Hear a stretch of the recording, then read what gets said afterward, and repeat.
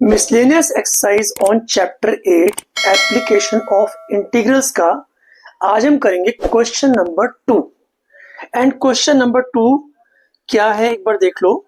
Sketch the graph of y is equal to mod of x plus 3 and evaluate integration of mod of x plus 3 from -6 to 0। मतलब इस question के basically दो parts हैं। Part 1 में क्या बनाना है, graph बनाना है, एंड पार्ट 2 में -6 से 0 तक का आपको एरिया निकालना है ना, इवेल्युएट करना है इस पार्ट को। तो पहले क्या करेंगे, y is equal to mod of x plus 3 का ग्राफ बनाएंगे। y is equal to mod of x plus 3 को पहले वेल डिफाइन करते हैं। ये फंक्शन कहां पर नेगेटिव होता है, कहां पर पॉजिटिव होता है।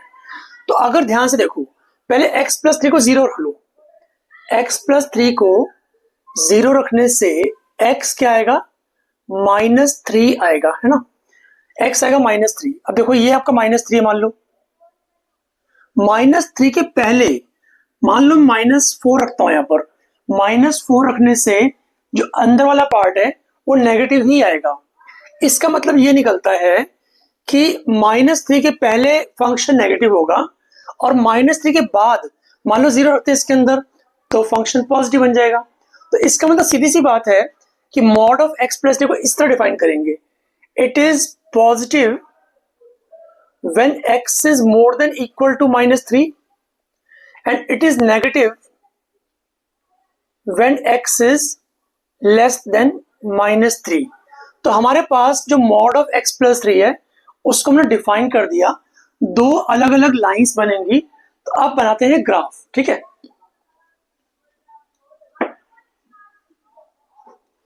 तो ये है एक नंबर लाइन। तो ये है हमारा x एक्सिस और ये है हमारा y एक्सिस, ठीक है। अब कुछ पॉइंट रखते हैं यहां पर। देखो मान लो x को 0 पुट करता हूं, डायरेक्ट यहां पे रख सकते हो, कोई प्रॉब्लम नहीं है। x को 0 पुट करने से y आ जाएगा 3, x को -3 रखने से y आ जाएगा 0 और इसके बाद -4 रखने से 1 बन जाएगा, है ना।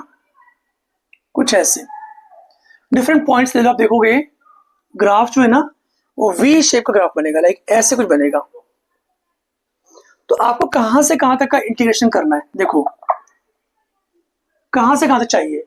-6 से 0 चाहिए ना, तो -6 मान लो यहां पर होगा, इधर कहीं होगा -6 यहां से 0 यहां तक चाहिए। मतलब दो पार्ट्स के अंदर इंक्लूड है, एक ये पार्ट हो गया और एक पार्ट ये हो गया। ये पॉइंट क्या है, -3, 0 है। This is 0, 0 and this is -6, 0। अगर x इक्वल टू -6 है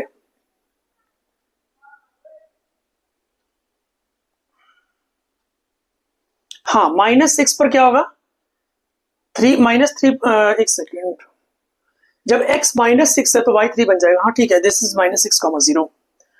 नेमिंग कर लेते हैं। ये पॉइंट A है, ये पॉइंट B है, ये पॉइंट C है, ये D है और ये O है। तो रिक्वायर्ड एरिया कौन सा होगा, required area is equal to area bounded by the region ABCB plus area bounded by region CODC। दो पार्ट्स है ना इसके अंदर, ABCA कह सकते हो, ABCA एंड CODC, दो पार्ट्स है इसके अंदर। तो पहले फर्स्ट पार्ट का करते हैं। फर्स्ट पार्ट को कुछ ऐसे लिखेंगे, लोअर लिमिट -6, अपर लिमिट -3। अब यहां पर y क्या है, ये है ना नेगेटिव वाला। -3 के पीछे फंक्शन नेगेटिव है तो आप लिखोगे -x प्लस 3 प्लस -3 से 0। अब ये लाइन कंसीडर करोगे तो यहां पर y हमारा क्या है, x प्लस 3 dx। एक पार्ट को I1 ले लो, एक पार्ट को ले लो I2। अब दोनों को हम अलग अलग सॉल्व करेंगे तो कोई भी आपको कंफ्यूजन नहीं होगी। करते हैं स्टार्ट। पहले लेफ्ट हैंड साइड जो है ना I1 उसे सॉल्व करते हैं, फिर बाद में दोनों आंसर्स को ऐड कर लेंगे तो आपका आंसर बिल्कुल सही आएगा। ये है I1 क्या है लिख दे, I1 लिख दो पहले। I1 is equal to -6 to -3, function है -x+3 dx। तो कैलकुलेट करते हैं, x का इंटीग्रेशन होगा x²/2, 3 का होगा 3x, upper limit -3, lower limit -6। इसके बाद देखो पहले -3 पुट करते हैं, तो 9/2 -9 माइनस, अब रखते हैं -6 तो प्लस बन जाएगा। 36/2 -18 आएगा।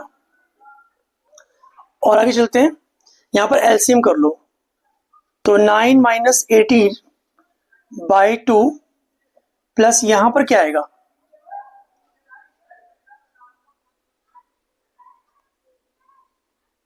ये पार्ट 0 हो रहा है, एक बार चेक कर लेते हैं। 36/2 हो गया 18 -18, ठीक है।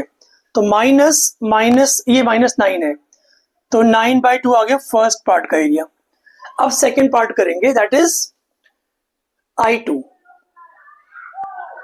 I2 क्या है, -3 to 0, फंक्शन है आपका y is equal to x+3। अब इस पार्ट को कैलकुलेट करेंगे,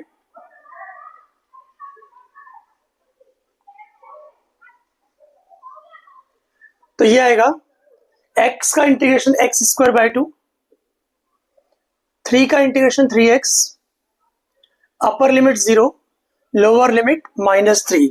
पहले पुट करो 0 पूरे में, तो 0 ही आएगा, माइनस, अब पुट करो -3 तो आएगा 9/3, x²/2 था ये, ठीक है ना, तो 9/2 आएगा ये। एक सेकेंड, 9/2 -9 तो कितना आएगा, ये आ गया -9/2, जो कि 9/2 ही आएगा। तो रिक्वायर्ड जो आंसर है वो क्या होगा आपका, I1 + I2 equal to what. पहला आंसर 9/2 था, सेकंड आंसर भी 9/2 है, तो आंसर आ गया 18/2। तो 9 इज द रिक्वायर्ड आंसर। तो इस वीडियो में किसी भी स्टेप में आपको डाउट हो तो कमेंट सेक्शन में कमेंट करके पूछ सकते हो, मैं आपको रिप्लाई जरूर करूंगा। Thanks for watching, bye bye.